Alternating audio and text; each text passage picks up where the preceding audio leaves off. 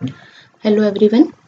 आज हम हमारे लेक्चर 13 फंक्शनल प्रोग्रामिंग का टॉपिक नंबर 8 पढ़ने वाले हैं, जिसका नाम है ऑप्शनल क्लास। देखो, इस क्लास में हम पढ़ेंगे कि जब कोई वैल्यू नल रिटर्न होती है तो उस टाइम पे आपकी क्या इफेक्ट पड़ता है प्रोग्राम पे और उससे ओवरकम कैसे किया जा सकता है। तो स्टार्ट करते हैं आज का लेक्चर। इसके अंदर हम देखते हैं, हमने काफ़ी कुछ पढ़ लिया है इसमें ऑलरेडी। हमने लास्ट जो देखा था वो हमने देखा था फंक्शनल वर्सेस स्ट्रक्चरल प्रोग्रामिंग का डिफरेंस। आज वाला जो लेक्चर है वो हमारा मेन फोकस है ऑप्शनल क्लासेस के ऊपर। अब देखिए, ऑप्शनल क्लास का मतलब क्या है। देखिए, कई बार प्रोग्राम में ये दिक्कत आ जाती थी कि वैल्यूज जो है वो नल रिटर्न हो जाती थी। ठीक है, कई जो प्रोग्राम्स हैं या कोई जो फंक्शंस है, जब आप उस पर कुछ भी ऑपरेशंस परफॉर्म करते थे, किसी भी लिस्ट पे, चाहे स्ट्रिंग हो, इंटीजर हो, वो नल रिटर्न कर देता था। और उस केस में ये चीज़ कब वर्स्ट हो जाती है, जब आपके जो फंक्शंस हैं वो चेन्ड है, मतलब एक के बाद आपने एक फंक्शन लगा रखा है। स्ट्रीम में हम यही करते हैं। पाइपलाइन होती है, उस पाइपलाइन के अंदर मल्टीपल ऑपरेशंस होते हैं जो कि आप परफॉर्म करते हैं स्ट्रीम ऑफ द इनपुट पे। ठीक है, तो उस केस में क्या हो, अगर सपोज एक फंक्शन रिटर्न कर दे नल, तो वो नल जो है वो आगे प्रोपोगेट होता जाता है और उससे क्या होगा, फिर सभी वैल्यूज जो हैं, सभी फंक्शंस जो हैं वो नल पॉइंटर एक्सेप्शंस थ्रो करने लग जाएंगे और इससे क्या हो जाता था, प्रोग्राम क्रैश। तो जावा ने क्या इंट्रोड्यूस किया, जावा 8 के अंदर ही देखो, जो मेजर वर्जन था जावा 8, उसके अंदर इंट्रोड्यूस किया गया ऑप्शनल क्लास। ठीक है, ये किसके अंदर, कौन से पैकेज में है, जावा डॉट यूटिल पैकेज के अंदर। ओके, और देखो ये करने की जरूरत क्यों आई, क्योंकि जब आप नल पॉइंटर एक्सेप्शंस आ जाते हैं तो उनको एक्सेसिव नल चेक्स, क्योंकि आप क्या कह रहे हो, फंक्शंस के आप चेनिंग कर रहे हो, फंक्शंस की चेनिंग कर रहे हो, तो अगर एक भी जगह नल आया तो वो वैल्यूज क्या होंगी, आगे प्रोपोगेट होती जाएगी, तो आपको क्या करने पड़ेंगे, एक्सेसिव नल चेक्स करने पड़ेंगे। तो वो कई बार डिफिकल्ट हो जाता था to avoid a null pointer exception. तो ऑप्शनल क्लास ने आपको क्या यहाँ पे फैसिलिटी प्रोवाइड करी, जावा 8 के में इंट्रोड्यूस हुआ था ये। Optional class helps you to return the code very cleaner by reducing the need of null checks. मतलब नल चेक्स की, जो नल को चेक करने के लिए आपके जो नंबर ऑफ चेक्स है उनको रिड्यूस कैसे किया, क्लीनर कोड लिखा। क्लीनर कोड का मतलब क्या है, ऑप्शनल क्लास क्या प्रोवाइड कराती है आपको, अगर कोई वैल्यू रिटर्न हो रही है, ठीक है, कोई नॉन नल वैल्यू रिटर्न हो रही है, तब तो वो क्या कर देती है, ऑप्शन आपको वैल्यू रिटर्न करवा देती है। लेकिन अगर वो थ्रो कर वो आपको रिटर्न कर रहा है नल, ठीक है, अगर आपका कोई भी फंक्शन अगर वो नल रिटर्न कर रहा है तो उस केस में नल पॉइंटर एक्सेप्शन ना आके क्या आ जाएगा, एम्प्टी वैल्यू आ जाएगी। इसका मतलब ऑप्शनल जो है हर केस में आपको कुछ ना कुछ वैल्यू रिटर्न करेगी। अगर कोई एक्चुअल वैल्यू प्रेजेंट है तब तो वो वैल्यू रिटर्न हो जाएगी, और अगर नल प्रेजेंट है तो वहां पे क्या रिटर्न हो जाएगा, आपके एम्प्टी रिटर्न हो जाएगा। ठीक है, तो की बेनिफिट्स की अगर हम बात करें तो देखिए क्या बोल रहा है, first allows specifying alternate values to return in case of null. Means अगर नल आता है आपके किसी भी केस में, तो नल रिटर्न करने की जगह आप क्या कर सकते हो, कोई भी आप ऑल्टरनेटिव वैल्यू वहां पे रिटर्न कर सकते हो, यानी कि आप वहां इंडिकेट कर सकते हो कि जो वैल्यू है वो एम्प्टी है। अभी हम आगे प्रोग्राम में इसको करके देखेंगे, तब आपको ज्यादा अच्छे से एक्सप्लेन होगा। Also enables the running alternate code when null is encountered. ठीक है, अगर कोई कोड में नल एनकाउंटर्ड हो रहा है तो ये आपको और क्या अलाउ करता है कि आप ऑल्टरनेट कोड को भी रन कर सकते हैं।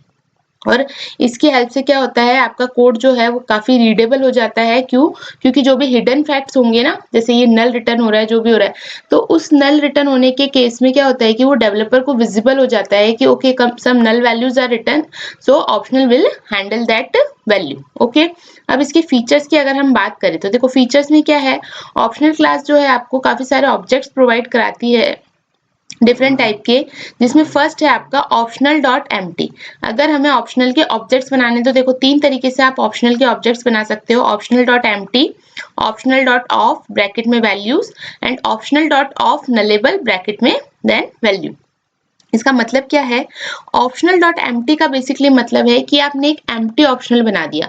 इसको आप कैसे समझ सकते हैं, देखो ऑप्शनल क्लास क्या करती है, एक तरीके से रैपर चढ़ाने का काम कर रही है। तो आप एक एम्प्टी अगर वहां पे ऑब्जेक्ट बना रहे हो, इसका मतलब क्या है, आप एक एम्प्टी रैपर आप क्या कर रहे हो, आपके ऑब्जेक्ट पे रैप कर रहे हो। ठीक है, ऑप्शनल डॉट ऑफ वैल्यू का मतलब क्या है, किसी पर्टिकुलर वैल्यू के ऊपर आप क्या कर रहे हो, ऑप्शनल क्लास का ऑब्जेक्ट रैप कर रहे हो। जैसे अगर सपोज यहाँ मैं दे देती हूँ जावा, ठीक है, स्ट्रिंग में दे देती हूँ, तो हम क्या कर रहे हैं, यहाँ पे जावा वैल्यू जो है, जावा स्ट्रिंग जो है, उसके ऊपर ऑप्शनल क्लास के ऑब्जेक्ट को रैप कर रहे हैं। और ऑप्शनल डॉट ऑफ नलेबल का मतलब क्या है कि जो भी वैल्यू आपने रैप की है वो क्या हो सकती है, नल भी हो सकती है। तो उस केस में आप कौन सा ऑब्जेक्ट बनाते हैं, ऑप्शनल डॉट ऑफ नलेबल का। नाउ अब ये क्या है, ऑप्शनल में क्या है, हमें चेक करना है कि या तो कोई वैल्यू प्रेजेंट हो और वैल्यू प्रेजेंट नहीं है तो हम कैसे इसको आइडेंटिफाई करें, तो उसके लिए यूज किया जाता है जो भी ऑप्शनल ऑब्जेक्ट है जिसपे आप आइडेंटिफाई करना चाहते हैं कि उस ऑब्जेक्ट में, पर्टिकुलर ऑब्जेक्ट में कोई वैल्यू प्रेजेंट है या नहीं, तो उस पे क्या आप मेथड लगाते हैं, इज प्रेजेंट। इस प्रेजेंट मेथड ट्रू कब रिटर्न करता है, जब ऑब्जेक्ट कोई वैल्यू होल्ड करके रखता है, और अगर कोई वैल्यू प्रेजेंट नहीं है तो क्या रिटर्न करेगा, फॉल्स रिटर्न करेगा। इफ प्रेजेंट क्या करता है, इफ प्रेजेंट भी यही सेम चीज चेक करता है कि वैल्यू प्रेजेंट है या नहीं, लेकिन अगर कोई वैल्यू प्रेजेंट होती है सपोज, यानी कि अगर ऑब्जेक्ट जो है कोई वैल्यू कंटेन करके रखता है, तो यहाँ पे हम क्या लिखते हैं, पर्टिकुलर वो कोड या एक्शन जो हमें परफॉर्म करना है इफ वैल्यू इज प्रेजेंट। जैसे सपोज अगर हम चाहते हैं कि अगर लिस्ट के अंदर वैल्यू प्रेजेंट है तो वो वैल्यूज प्रिंट हो जाए, तो यहाँ पे हम क्या लिख सकते हैं, उसका मेथड रेफरेंस लिख सकते हैं, सिस्टम डॉट आउट, जो हम लिखते हैं मेथड रेफरेंस, ठीक है, ये लिख सकते हैं। तो इसका मतलब क्या हो जाएगा कि if value present in the optional object then print that values, ठीक है। तो इफ प्रेजेंट तो क्या करता है, अगर वैल्यू प्रेजेंट है तो उसकी पर्टिकुलरली एक्शन परफॉर्म करेगा जो भी आप यहाँ मेंशन करेंगे, और जो इस प्रेजेंट है ये हमेशा बूलियन टाइप की वैल्यू रिटर्न करता है, अगर वैल्यू प्रेजेंट होगी तो ट्रू रिटर्न होगा, अदरवाइज क्या रिटर्न हो जाएगा आपका, फॉल्स।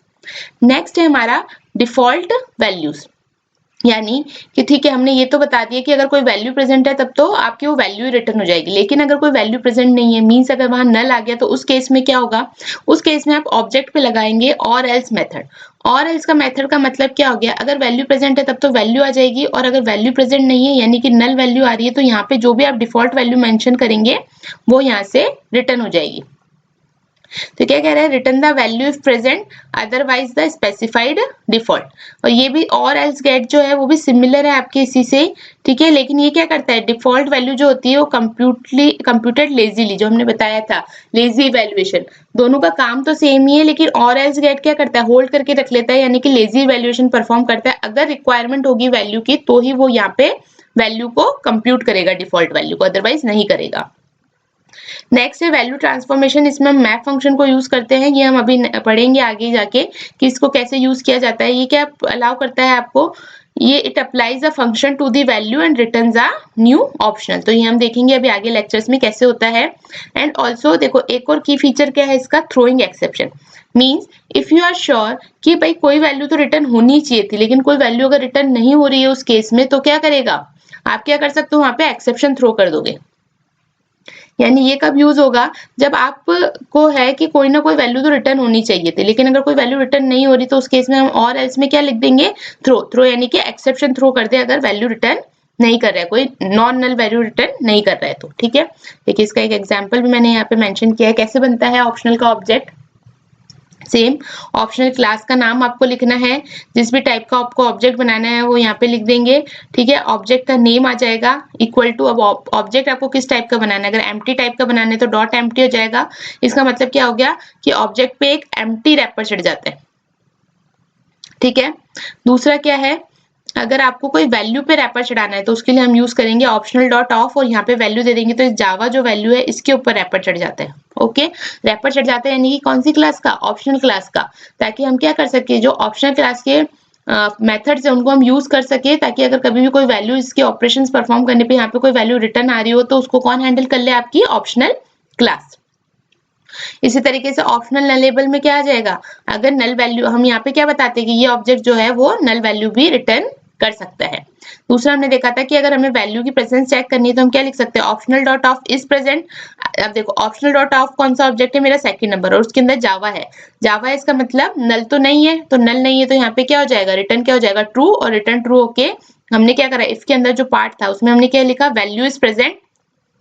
और अगर हमें उस पर्टिकुलर ऑब्जेक्ट, ऑप्शनल ऑब्जेक्ट की वैल्यू चाहिए तो उसके लिए हम कौन सा मेथड यूज करेंगे, डॉट गेट मेथड। इसके बाद providing a fall back value using और एल्स। और एल्स का मैंने अभी आपको बताया ही है कि अगर कोई वैल्यू होती है, जैसे हमने इस केस में क्या करा, ऑप्शनल एम्प्टी जो है वो ऑब्जेक्ट लिया, यानी कि फर्स्ट नंबर का ऑब्जेक्ट लिया, जो कि क्या है, एक एम्प्टी ऑब्जेक्ट है। इस पे हमने लगा दिया और एल्स। इसका मतलब क्या है, अगर वैल्यू प्रेजेंट है तब तो वैल्यू यहाँ पे रिटर्न कर देगा और एल्स एग्जाम्पल के अंदर, लेकिन अगर वैल्यू प्रेजेंट नहीं है तो क्या वो रिटर्न करेगा, डिफॉल्ट वैल्यू। तो अभी हमारा जो ऑब्जेक्ट है ऑप्शनल एम्प्टी, यानी कि फर्स्ट वाला ऑब्जेक्ट है, क्योंकि ये एम्प्टी है तो ये क्या रिटर्न कर देगा, डिफॉल्ट वैल्यू, ठीक है। इस स्ट्रिंग को रिटर्न कर देगा क्योंकि और कोई वैल्यू प्रेजेंट नहीं है, तो जब आप इसको प्रिंट करवाएंगे तो यहाँ पे क्या प्रिंट हो जाएगा, डिफॉल्ट वैल्यू, ओके। इसी तरीके से इफ प्रेजेंट का हमने बताया था कि जैसे अगर ऑब्जेक्ट है, ऑप्शनल ऑब्जेक्ट है, उस पे अगर आप इफ प्रेजेंट लगाते हैं तो अगर ऑप्शनल जो भी आपका ऑब्जेक्ट है उसके अंदर कोई वैल्यू प्रेजेंट है, यानी कि अगर कोई वैल्यू ऑलरेडी प्रेजेंट है, तब तो ये क्या करेगा, इस एक्शन को परफॉर्म कर देगा। यानी कि इफ प्रेजेंट के अंदर क्या लिखा जाता है, कंज्यूमर ऑपरेशंस लिखे जाते हैं आपके, कि अगर कोई वैल्यू प्रेजेंट है तो वो आप यहाँ पे प्रिंट करके दे दीजिए। ठीक है, तो ये होती है आपकी ऑप्शनल क्लास। ठीक है, इसका एक हम एग्जाम्पल करके देखते हैं और फिर हमको ज्यादा अच्छे से एक्सप्लेन होगा कि इसका मतलब क्या है। मेनली आपको ये ध्यान रखना है कि नल हैंडल करने के लिए, ठीक है ना, जो नल वैल्यूज आ रही है उनको हैंडल करने के लिए ऑप्शनल क्लास यूज की जाती है। अब देखिए हमारे पास ये एक प्रोग्राम बना हुआ था जब हमने रिड्यूस फंक्शन यूज किया था। ठीक है, रिड्यूस के अंदर हम क्या कर रहे थे, हम एक लिस्ट ले रहे थे इंटीजर की, और उसके ऊपर उन लिस्ट के अंदर जो भी नंबर्स थे उन सब नंबर्स का सम करवा रहे थे। तो हम इसी प्रोग्राम को ही आगे कंटिन्यू कर लेते हैं। हमारे ऑप्शनल क्लास में एक नई क्लास हम बना लेते हैं जहाँ पे हम किसको टेस्ट करना चाह रहे हैं, ऑप्शनल को। ठीक है, यहाँ पे हमारा बनाते हैं पब्लिक स्टैटिक वॉइड मेन, और यहाँ हम चलते हैं, सपोज हम ये ले लेते हैं और इसमें हम करते हैं ये जो हम काम कर रहे थे इसी को एक बार हम कॉपी कर लेते हैं। ठीक है, अब देखिए अभी क्या हो रहा था, इस पे हम इस नंबर के ऊपर स्ट्रीम मेथड लगा के रिड्यूस मेथड लगा रहे थे, जिसके अंदर हम क्या कर रहे थे, एक डिफॉल्ट वैल्यू दे रहे थे 0, और वहां पे क्या हो रहा था, फिर दो नंबर्स ये लिस्ट में से ले रहा था और उन दो नंबर्स का सम करके यहाँ पे क्या कर रहा था, उसको रिटर्न कर रहा था। फिर नेक्स्ट टाइम क्या होगा, पहले 2 3 को लेगा, फिर 2 3 का जो सम होगा उसका रिजल्ट +4 को करेगा, फिर +5 +6 इस तरीके से कर रहा था। तो यहाँ पे अभी हम ऑलरेडी दे रहे थे कि डिफॉल्ट वैल्यू जो है वो 0, यानी कि स्टार्टिंग वैल्यू 0। अब यहाँ पे क्या पॉसिबिलिटी हो सकती है कि आपको जरूरी नहीं है कि आप ये डिफॉल्ट वैल्यू भी दें। ठीक है, लेकिन देखिए डिफॉल्ट वैल्यू आप कह रहे हैं कि हम डिफॉल्ट वैल्यू नहीं दे रहे, तो उस केस में क्या हो सकता था, पहले तो अगर मैं डिफॉल्ट वैल्यू अगर यहाँ पे लिख रही थी तो इसका मतलब ये था कि अगर लिस्ट एम्प्टी होती तो यहाँ पे रिटर्न में क्या आ जाता, 0 आ जाता। ठीक है, नल तो नहीं आता। लेकिन अब मैं क्या कर रही हूँ, मैं यहाँ पर इस डिफॉल्ट वैल्यू को यहाँ से हटा दे रही हूँ। इसका मतलब क्या हुआ, अगर ये लिस्ट एम्प्टी हुई तो उस केस में ये क्या रिटर्न करेगा, ये तो नल रिटर्न करेगा, क्योंकि कोई भी वैल्यू सम करने के लिए नहीं होगी, और यहाँ पे क्या आ जाएगा, नल पॉइंटर एक्सेप्शन आ जाएगा। तो यहाँ पे अब ये देखिए ये एक एरर दे रहा है, क्या एरर दे रहा है कि आपने रिक्वायर्ड टाइप, यानी कि रिटर्न आप क्या करवाना चाह रहे हो, इंट करवाना चाह रहे हो, जबकि आपका रिटर्न क्या होगा, एक ऑप्शनल क्लास का ऑब्जेक्ट रिटर्न होगा। ठीक है, तो यहाँ पे आपको क्या करना पड़ेगा, इस इंट की जगह लिखना पड़ेगा ऑप्शनल क्लास का ऑब्जेक्ट। तो यहाँ पे देखिए हम क्या कर देंगे, चेंज, देखो ये आपको साथ के साथ सजेशन भी देता है कि आपको यहाँ पे क्या करना है, change variable new sum type, जो हमने न्यू सम जिसके अंदर हम रिटर्न करवा रहे हैं उसका टाइप क्या चेंज कर देना है, ऑप्शनल ऑब्जेक्ट का चेंज कर देना। तो देखिए जैसे ये किया वैसे एरर हट गई, यहाँ पे ऑप्शनल क्लास बन गई, जहाँ पे रैपर क्लास क्या है आपकी इंटीजर, और न्यू सम इसमें आ गया। अब आप यहाँ पे क्या कर सकते हो, अब यहाँ पे आप ऑप्शनल क्लास के मेथड्स यूज कर सकते हो। क्या यूज कर सकते हैं कि मुझे चेक करना है कि न्यू सम के अंदर एक्चुअल में कोई वैल्यू आई है क्या। तो देखो ये खुद ही बता रहे हैं कि आपको new sum dot is present करना है क्या, तो new sum dot is present अगर हम करते हैं, ठीक है, अगर कोई वैल्यू प्रेजेंट है, ठीक है, तब तो क्या हो जाएगा, वो आपको सम रिटर्न करके दे दे। ठीक है ना, और यहाँ हम क्या कर दें इसको, न्यू सम, और कैसे गेट करेंगे, डॉट गेट मेथड से। ठीक है, एल्स क्या कर दे, यहाँ पे लिख दे लिस्ट इज एम्प्टी। देखो अगर लिस्ट के अंदर नंबर्स होंगे तब तो क्या होगा, उन नंबर्स का सम होके आपको रिटर्न हो जाएगा, लेकिन अगर लिस्ट एम्प्टी होगी तो कौन सा वाला पार्ट आपका एग्जीक्यूट होगा, एल्स वाला। तो अभी क्योंकि हमारे लिस्ट के अंदर क्या है, नंबर्स हैं, तो हम पहले इसी को रन करके देखते हैं। क्योंकि लिस्ट में नंबर्स हैं तो इन नंबर्स का सम होगा और वो इस ऑब्जेक्ट को मिल जाएगा, यानी कि इस ऑब्जेक्ट के अंदर वैल्यू प्रेजेंट होगी। तो जब आप इस ऑब्जेक्ट के ऊपर डॉट इज प्रेजेंट लगाएंगे तो क्या वैल्यू रिटर्न होगा, ट्रू रिटर्न होगा। और ट्रू रिटर्न होने से हम किस में चले जाएंगे, इफ वाले पार्ट में चले जाएंगे, जहाँ पे ये क्या ले लेगा, न्यू सम डॉट गेट। तो देखो जैसे हमने किया तो यहाँ पे न्यू सम आ गया, इसको मैं थोड़ा सा छोटा कर लेती हूँ। ठीक है, यहाँ पे देखिए new sum dot is present किया, तो क्योंकि न्यू सम के अंदर क्या वैल्यूज आ गई थी, इस लिस्ट की सारी वैल्यूज आपकी ऐड होके आ गई थी, तो यहाँ पे इसने न्यू सम डॉट गेट में उस वैल्यू को दे दिया। ठीक है, अब सपोज अगर हम इस लिस्ट को एम्प्टी कर देते, यानी कि जो मैंने ये लिस्ट बनाई है इस लिस्ट के अंदर एक भी वैल्यू नहीं है, तो उस केस में क्या रिटर्न होगा आपका, यहाँ पे ऑप्शनल जो न्यू सम ऑब्जेक्ट आपने बनाया उसको क्या रिटर्न होगा, नल रिटर्न होगा। तो अब अगर आप इसको एग्जीक्यूट करके देखेंगे तो देखते हैं हमारा आंसर क्या आता है। New sum dot is present क्या हो जाएगा इस केस में, जब लिस्ट एम्प्टी होगी तो उस केस में ये हो जाएगा आपका फॉल्स। ये फॉल्स होगा तो इफ वाला पार्ट एग्जीक्यूट नहीं होगा और आप एल्स वाले पार्ट में चले जाएंगे जहाँ पे क्या प्रिंट कर देंगे आप, लिस्ट इज एम्प्टी। क्यों? क्योंकि यहाँ पे जब आपने सम परफॉर्म करने की कोशिश की तो क्योंकि लिस्ट के अंदर कोई भी वैल्यूज नहीं थी, एम्प्टी था, तो इसने क्या रिटर्न कर दिया, इसको नल रिटर्न कर दिया।